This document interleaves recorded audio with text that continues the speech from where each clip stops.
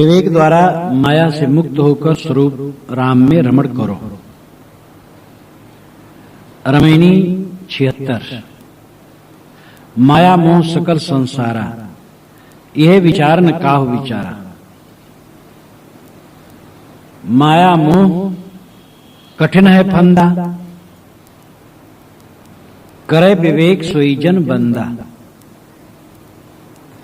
राम नाम ले बेरा धारा, सोतो ले संसार ही पारा। राम नाम अति दुर्लभ, और ते नहीं काम। आदि अंत युग युग, मुहि राम ही ते संग्राम।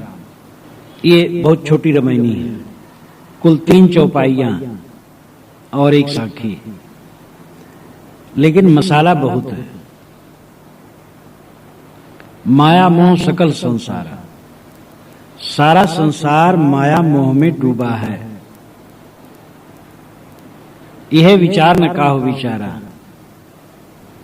इस विचार को कोई विचारता नहीं, इस बात पर कोई विचार नहीं करता। माया मोह, माया है मन का मोह, अलग माया नहीं। लेकिन मोह का जो आलंबन बने उसको भी माया कहते हैं। मोह का आलंबन यानी मोह का सहारा, जिससे मोह निर्मित हो वो मोह का आलंबन है। जैसे पुरुष के लिए काम का आलंबन स्त्री, स्त्री के लिए काम का आलंबन पुरुष, ऐसे मोह का आलंबन जिससे मोह बने वो मोह का आलंबन है। वो संसार के प्राणी पदार्थ हैं। इसलिए संसार के प्राणी पदार्थों को भी माया कहा जाता है। वस्तुतः वह माया है नहीं, मोह माया है। जहां अपना मोह नहीं रहता है वो प्राणी पदार्थ हमारे लिए माया नहीं बनते हैं। माया वही तो है जो भटका दे। जहां हमारा चित्त स्थिर न रहे, हम अपने आप में सुबस न रहें, शांत न रहें, विचलित हो जाएं, वही माया है। और कितने प्राणी पदार्थ मिलते हैं वे हमें विचलित नहीं करते हैं, तो माया नहीं बनते हैं। जहां पर हमारा मोह रहता है वो प्राणी पदार्थ माया बन जाते हैं। इसलिए वस्तुतः प्राणी पदार्थ माया नहीं, मोह माया है। माया मोह सकल संसार। सारे संसार में देखा जाता सब माया मोह में डूबे हैं।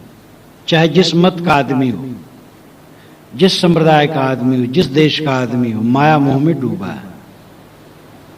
यह विचार न काहु विचारा। इस विचार को कोई विचारते नहीं। संबंध सच लगता है। अनुकूलता में राग होता है, सुखानुसयी राग, दुखानुसयी द्वेष। जहां सुख की अनुभूति होती वहां राग उत्पन्न होता है, जहां दुख की अनुभूति होती वहां द्वेष उत्पन्न होता है। और ये दो हमारे गले के फांसी बनते हैं। संबंध में सत्यता का आभास होता है। जो कुछ है वो रोज रहेगा, रोज नहीं रहता है। बचपन से हम ख्याल करते हैं, जितनी दृश्यावलियां मिली हैं, जब जब जहां रहे तब तब वो वहां सत लगा। लेकिन बहुत दिमाग पर जोर डालने से कितनी बातें याद होती हैं और कितनी तो बिल्कुल याद ही नहीं होती। बचपन की बहुत सी बातें हैं, जोर डालने पर दिमाग पर तब कहीं कुछ याद होती। कौमार्य अवस्था में, जवानी में, प्रौढ़ावस्था में, जहां जहां हम रहे गए, मिले बिछुड़े, हानि लाभ प्रतीत हुए, उन सब की दृश्यावलियां आज खो गई हैं। अगर उन जगहों में जाएं तो वैसा दृश्य न मिलेगा। 25 वर्ष के बाद कहीं जाओ तो गांव की गलियों में अंतर मिलता है। 50 वर्ष में तो बड़ा अंतर हो जाता है। 50 वर्ष के बाद कहीं जाने पर पुराने परिचितों में से मिलना बहुत कम हो जाता है, कोई मिलेगा तो मिलेगा। लेकिन जब जब जहां रहे तब तब सच लगता था। अपने चित्त को पदार्थों से उठा लेना चाहिए, जिससे सत्य आभास जो होता है मन का वो टूटे। अस्मिता चित्त चेतन का संयोग है। चित्त चेतन चित्त में तद्गत हो जाता है और चित्त में संसार प्रतिबिंबित होता है, तो चेतन संसार को अपना रूप मानने लगता है। बीच में चित्त है, एक तरफ चेतन है, एक तरफ संसार है, बीच में चित्त।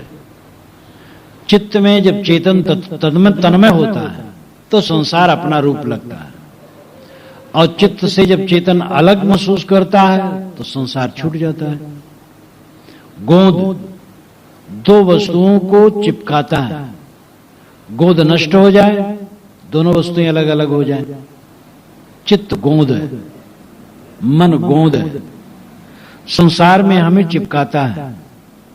ध्यानाभ्यास इसीलिए जरूरी है, दृष्टाभ्यास इसीलिए जरूरी है। मन के दृष्टा रहो, दृष्टा बन करके जब हम दृश्य को अलग कर देते हैं और अपने दृष्टा स्वरूप में स्थित हो जाते हैं तो दृश्य का मोह मिट जाता है। संसार के संबंध को काटना यही है, जड़ चेतन की ग्रंथ का निर्वार करना यही है। जड़ चेतन ही ग्रंथ पर गई, जिदम रसा छूटत कठिनाई। गोस्वामी जी की चौपाई बहुत काम की, बहुत मार्मिक है। जड़ चेतन की ग्रंथ पड़ गई, जिदम मृषा है लेकिन छूटने में कठिनता है।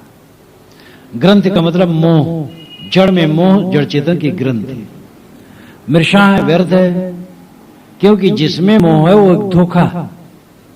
शरीर अपना नहीं है, जब शरीर ही अपना नहीं है तो और क्या अपना है। चाणक्य ने अपने सूत्र में लिखा है, उनके अर्थशास्त्र में अंतिम अध्याय सूत्रों का, छोटा छोटा वाक्य, बड़े महत्वपूर्ण सूत्र। उन्होंने लिखा है, साधु पुरुष अपने माने शरीर को भी पराया मानता है, अपना नहीं मानता, और अपना है भी नहीं। लेकिन कितने समय तक कौन मानता है? थोड़ा सत्संग के समय, ग्रंथ पढ़ते समय, ध्यान के समय आया शरीर अलग है, बाकी समय शरीर में ही हम भाव, तो ये काम पूरा ना होगा। ऐसी धारणा बन जाए निरंतर शरीर अलग दिखे, तब काम बनेगा। जैसे एक आदमी कोट उतार करके खूंटी पर टांग देता है, तैसे विवेकवान शरीर को उतार करके मानो टांग देते और सब समय अपने आप को शरीर से अलग समझते। उपनिषद में आया है कि मूंज में से सींग जैसे निकाल लिया जाता है, वैसे अपने माने हुए शरीर में से आत्मा को निकाल लो।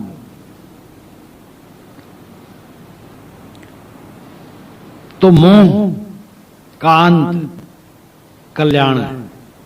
माया मोह कठिन है फंदा, करे विवेक सोई जन बंदा। साहब कहते हैं माया का मोह कठिन फंदा है। साहब को भी कठिन कहना पड़ा। सारा संसार इसी में नाच रहा है। साधक स्वयं भी देखता अपना चित्त कि मैं भी इसी में बंधा हूं। ये तो उस बंधन से ऊपर हो गया है, तो भी पूर्व बंधन की अवस्था का तो अनुभव से है, जानता है। जब तक जीवन है सावधानी की जरूरत है। माया का मोह कठिन फंदा है। देखते नहीं हो, कोई तंबाकू खाने लगा तो छोड़ ही नहीं पाता है। कहते महाराज भोजन न दीजिए, न दीजिए 2 टाइम, लेकिन तंबाकू के बिना नहीं चलेगा। मोह के सिवा और क्या है? क्या नहीं छूट सकता है?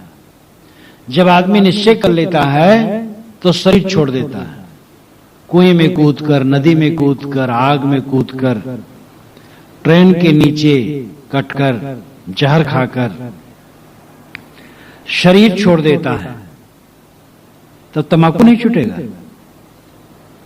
क्या नहीं छूटेगा? जो छोटा छोटा ही है उसके छोड़ने में क्या कठिनता है?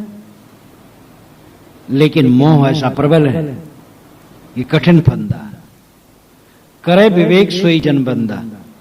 साहब कहते हैं जो विवेक करे और माया के मोह को छोड़े वही बंदा। बंदा दास, सच्चा भक्त, सच्चा अनुगामी और सच्चा आज्ञाकारी उपासक वही है जो विवेक करके माया के फंदे को काटे।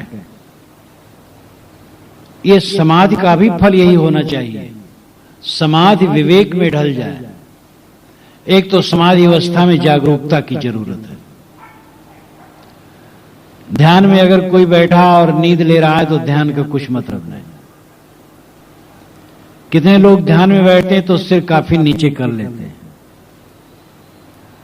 तो चोर घुस गया है, नींद आ गई है, तो फिर रस नहीं है। अगर तंद्रा भी लिया जाए तो ध्यान का रस खत्म हो गया। बिल्कुल जागरूक होना चाहिए और तत्पर होना चाहिए, एकदम स्टिक हो ध्यान में। बिल्कुल रीढ़ सीधी करके बैठो, गला बिल्कुल न झुकाओ, सिर, ग्रीवा, रीढ़ ये तीनों सीधे होने चाहिए और बिल्कुल नींद नहीं होनी चाहिए। और संकल्पों का त्याग वहां करना चाहिए। संकल्पों का त्याग करते करते संकल्प त्याग हो गए तो शांति, पूर्ण शांति। संकल्प के त्याग में ही शांति है। और जब संकल्प उठना बंद हो गया महाशांति। लेकिन वहां से जब उठे तब विवेक में मन ढला है। समाधि विवेक में ढल जाना चाहिए। खाते पीते हंसते बोलते काम धंधा करते हर समय विवेक जगता रहे, विवेक जागृत रहे। काई कबीर ते उबरे जाहि न मोह समाए। जिसके मन में मोह नहीं समाता उबरता है। और मोह कब मिटेगा? जाके हृदय विवेक, जिसके हृदय में विवेक होगा उसके मोह का क्षय होगा। माया मोह कठिन फंदा है, जो विवेक करके उसको तोड़े वह सच्चा बंदा है, गुरु का दास है, गुरु का भक्त है, गुरु का आज्ञाकारी है। गुरु ने आज्ञा दी है, सकलो दुर्मत दूर कर अच्छा जन्म बनाओ। काक गौन गत छोड़ के हंस गोल चली आओ। जो तू चाहे मुझको छाड़ सकल की आस, मुझे ऐसा वैरो सब सुख तेरे पास। ये गुरु की आज्ञा है। और जो गुरु की आज्ञा बजाए वो गुरु आज्ञाकारी, न बजाए तो क्या आज्ञाकारी। जो माया के मोह को छोड़े वो सच्चा गुरु आज्ञाकारी है। गुरु को मानने का मतलब क्या है? रहनी बनाना। केवल कहे मैं गुरु को मानता हूं और बड़ा भावुक बने और रहनी न धारण करे तो कहां गुरु को मानता है? सच्चा गुरु भक्त है जो माया के मोह को काटता है। राम नाम ले बेरा धारा, सो तो ले संसार ही पारा। राम ऐसा नाम जिस तत्व का है उसका बोध ही बेरा। बेरा नाम बेड़ा। बेड़ा कहते हैं लकड़ियों के गट्ठा को। बहुत सारी लकड़ियां बांध करके एक में छोटे छोटे नदियों और नालों में डाल देते हैं लोग, उसी के सहारे तैर जाते हैं और उसको बेड़ा कहते हैं। लेकिन बड़ी बड़ी जहाजों को आजकल बेड़ा कहा जाता है, जिसमें छोटी छोटी जहाजें धर ली जाती।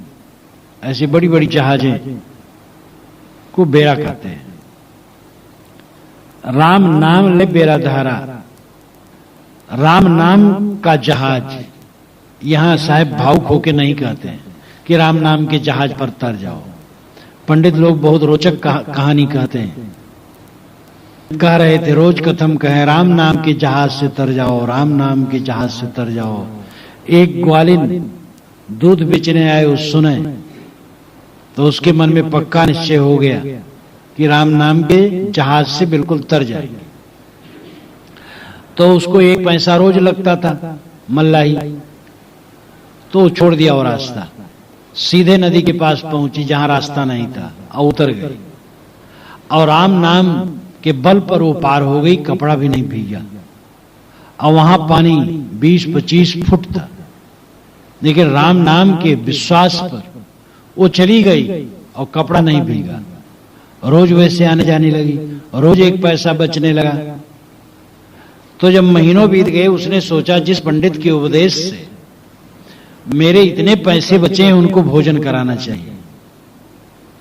तो उसने चिवड़ा कूटा और दूध तो था ही, दही बना लिया और कहा, महाराज जी कल आपको मैं अपने घर ले जाना चाहती हूँ, चिवड़ा दही का भोजन आपको कराना चाहती हूँ, मेरे काफी पैसे बचे हैं आपके राम नाम जहाज से।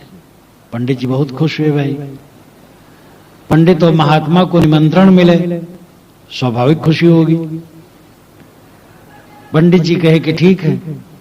दूसरा दिन हुआ और ग्वालिन चली लेकर के, पंडित पीछे पीछे, ग्वालिन आगे आगे। तो रास्ता छोड़ करके जब नदी किनारे वो विपरीत रास्ते में जाने लगी, पंडित ने कहा, अरे उधर कैसे जाती, उधर तो नौका नहीं मिलती है। अरे कहीं महाराज आइए, राम नाम के जहाज से मैं रोज तरती हूं। वो कह रहे भाई देखो, राम नाम की जहाज की बात अलग है। पंडित समझाने लगे, कहे महाराज आपको विश्वास नहीं होता, आप कहो हमें विश्वास हो, हम रोज जाती आती हैं। तो उन्होंने सोचा हो सकता है यहां जमीन उतली हो। तो नदी में प्रवेश की। पंडित बहुत घबराए, कहे महाराज घबराओ ना, चले आओ, मैं रोज आती जाती हूं। अब उसके पानी घुटने के ऊपर रहे ही नहीं, पंडित जी के कमर तक हो गया। वो बेचारे परेशान हुए, कहे महाराज आ जाओ, जो घबराओ ना। और आगे बढ़े और आगे बढ़े, गला तक पानी हो गया। अब बेचारे वो बहने लगे। तब ग्वालिन ने जो गिररी बना करके कपड़े की रखती थी, उसका एक छोर फेंका और कहा महाराज पकड़ लो, पकड़ लो। पकड़ करके तो घसीट करके निकाली। पंडित ने कहा, मैं कहता हूं लेकिन मुझे विश्वास नहीं था, और तुमने विश्वास किया। विश्वास जो होता है उससे फल होता है। ऐसी कहानी कह करके पंडित लोग खूब रिझाते रहते हैं, लेकिन ये भी काल्पनिक है। कितना विश्वास करो, लकड़ी सोना नहीं हो जाएगा, आग पानी नहीं हो जाएगा, जो है वही रहेगा। साहब ऐसी बात नहीं कहते हैं। राम ऐसा नाम जिस तत्व का है वो आत्मा है, उसका बोध ही बेड़ा है। धारा मनोमय है, इस मनोमय के धारा से आत्मबोध के जहाज पर बैठ करके ही तर सकते हो। मनोमय की धारा बड़ी प्रबल है। अपने मन को समझना मामूली बात नहीं। मन के जितने रेच पेच हैं, छल छद्म हैं, भुलावे हैं, वो सहज नहीं समझना। ये मन की धारा से, मन की धारा भवधारा है। इस धारा से पार तभी होगा आदमी जब राम का बोध हो। राम ऐसा नाम जिस तत्व का है, उस आत्म तत्व का बोध हो, वह बोध ही जहाज है। सो तोले संसार ही पारा, आत्मबोध का जहाज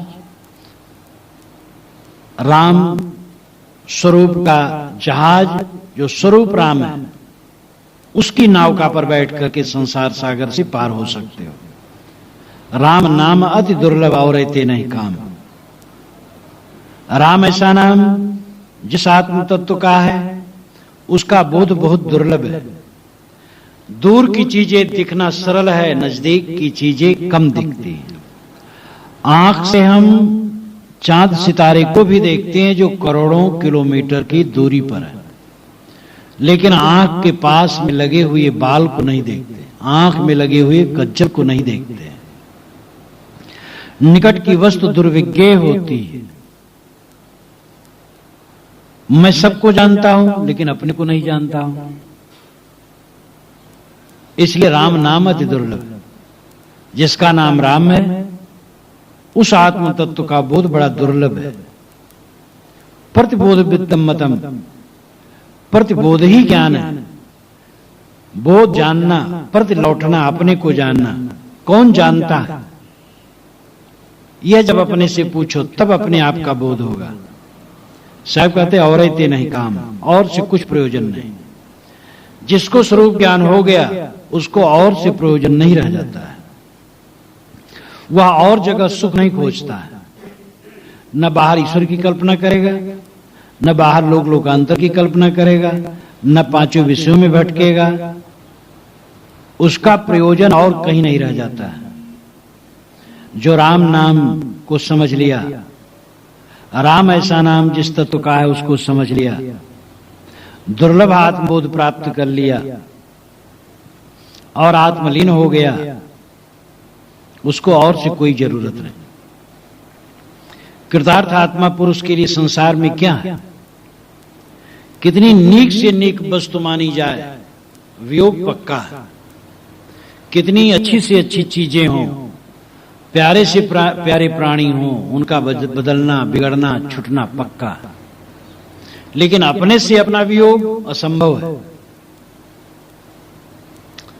जो इसको अच्छी तरह समझ गया और इस रहनी में जो स्थित हो गया, उसको औरते नहीं काम, दूसरे से कोई प्रयोजन नहीं रहा। वो सदैव कृतार्थात्मा है। मिला भी तो क्या, बिछड़ा भी तो क्या। क्या मिला, क्या बिछड़ा? जब कुछ अपना है ही नहीं तो मिला क्या, बिछड़ा क्या? आदि अंत युग युग मोहि राम ही ते संग्राम। सदगुरु कहते हैं आदि अंत और युग युग। आदि अंत का मतलब है पूरा जीवन। आदि नाम शुरू, बोध जब हुआ, आरंभ काल, बोध काल, यही बोध का आरंभ है जब ज्ञान हुआ। अवंत का मतलब है जीवन का अंत, मतलब पूरा जीवन। जुग जुग का मतलब है जो नित्य रहे, शाश्वत, शाश्वत आत्मा, शाश्वत राम तत्व, नित्य राम तत्व जो निज स्वरूप है। पूरा जीवन उसी से संग्राम है। संग्राम करो, यहां लड़ाई नहीं। यहां अभिप्राय है उसमें समर्पित हो जाना, वो लक्ष्य हो जाना। यहां संग्राम का अर्थ लक्ष्य। मेरा लक्ष्य वही है, मेरे जीवन का तात्पर्य वही जो नित्य शाश्वत तत्व है। जीवन भर उसी में रमे रहना। बोध हो जाने के बाद बस एक ही काम है, स्वभाव को सुधारना, चित्त को बस में करना।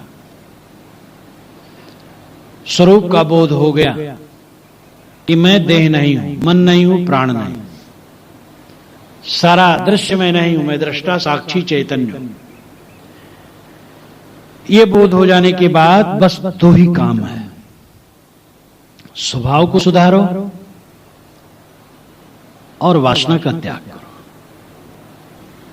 बोध हो जाने के बाद स्वभाव सुधर थोड़े जाता बिना मेहनत किए। क्रोध का स्वभाव है, झुझलाहट का स्वभाव है, काम वासना का स्वभाव है।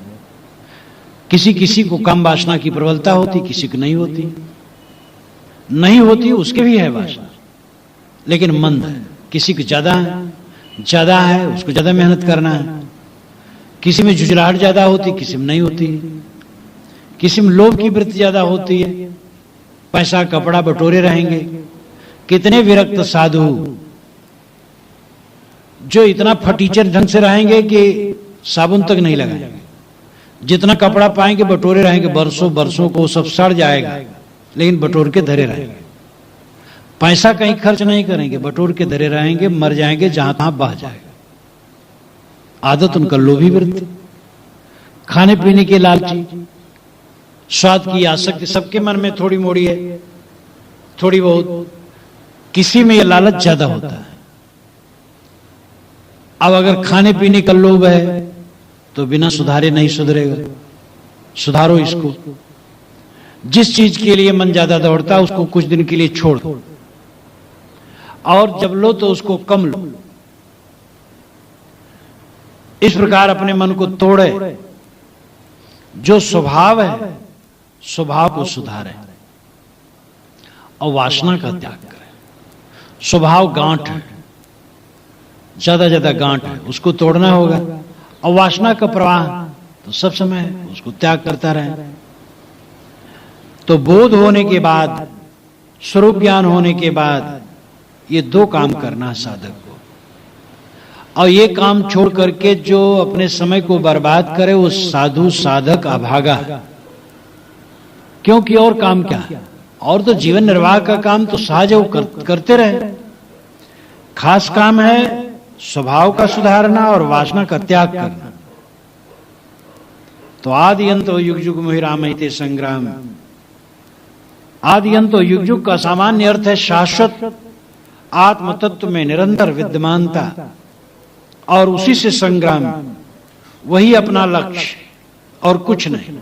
और रहते नहीं काम और कोई हमें प्रयोजन नहीं है। आत्माराम में निमग्नता हमारा प्रयोजन है।